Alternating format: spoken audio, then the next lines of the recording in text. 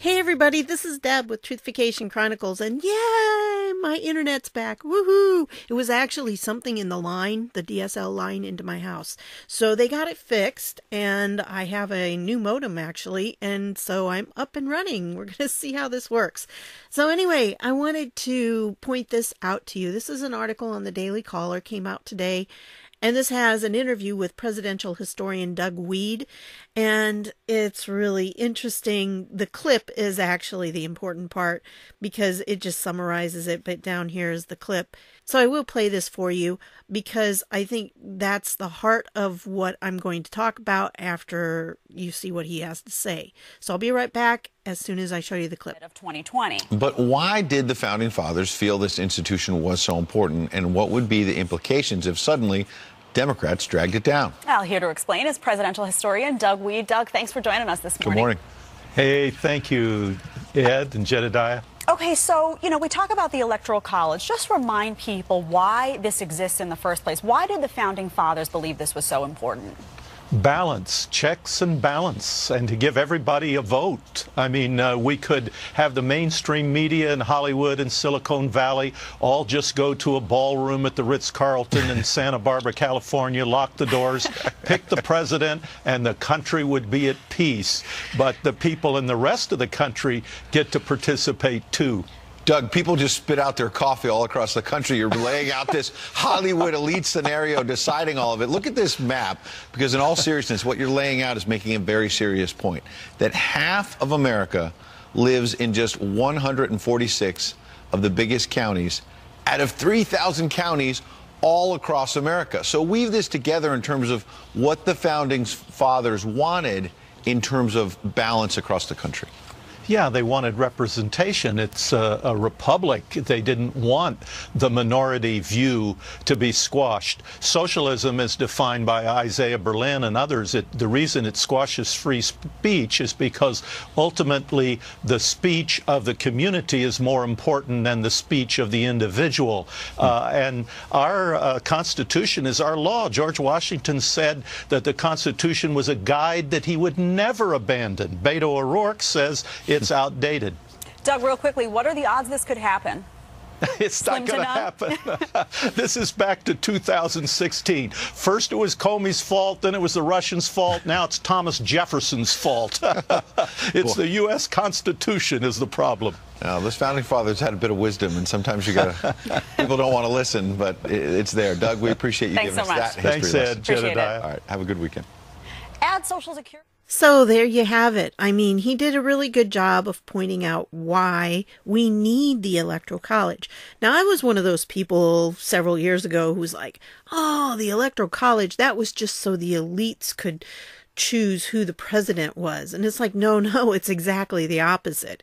Especially when you see a map like this, it really brings it home because, if you live in one of those blue areas, that might not be so bad. But if you live in one of the gray areas, I mean, it's very discouraging to think that those people in the blue areas are really running the country if you live in a democracy.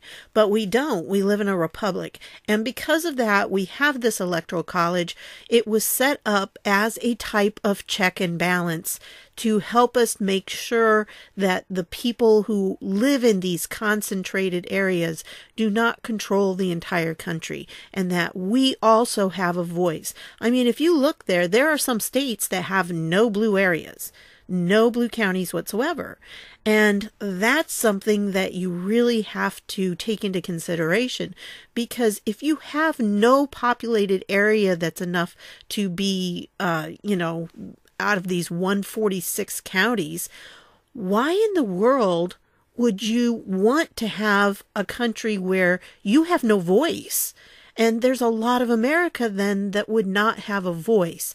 These big population centers think that they're really the center of everything. But you know what? A lot of that center of the country is where they get their food and some industries and things like that are necessary to support the lifestyle of these people living in those blue counties.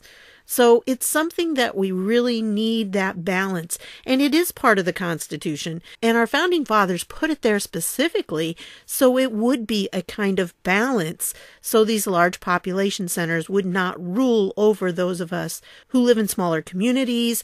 And this way we also have a voice, even if we live out in the sticks like I do. This is one of the things that I think the founders were brilliant in. And they were brilliant in so many ways in setting up our country.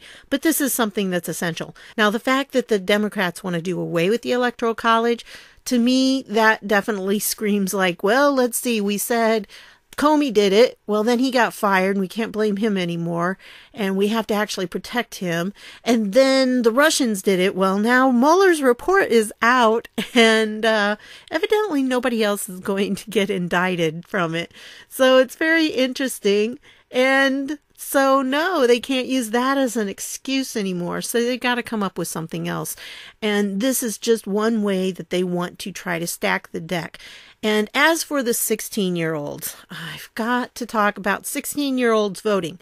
Now, there are a few precious 16-year-olds who are very mature and who would take their responsibility of voting seriously. Then there's the others. Now remember, I'm a retired teacher. I taught high school for 22 years, so I've worked with an awful lot of teenagers. And I just cannot see giving 16-year-olds the right to vote. They're just not ready for it yet. And part of it is that they don't understand a lot of the intricacies of policy. Because when you make a decision like on the President of the United States, it has ramifications not just on, whether you're going to vote Democrat or Republican, but it has ramifications on many various topics. There are the international type things that a president has to deal with, and some of that stuff most kids do not know about. And part of it is because we don't teach them all that in school. But in defense of teachers, there's just not enough time to give them that because that kind of knowledge comes with age.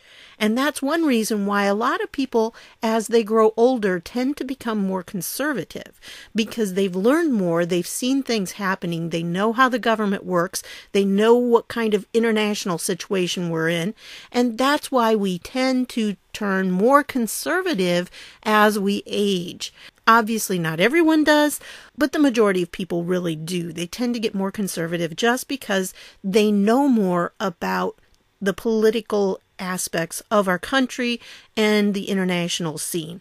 And kids just don't know that. I mean, I used to take kids on travel over to Europe, and I could see that they just didn't really understand the nuances of how cultures are different. And because cultures are different, every country is really looking at their own interests, which may or may not be the interests of the United States.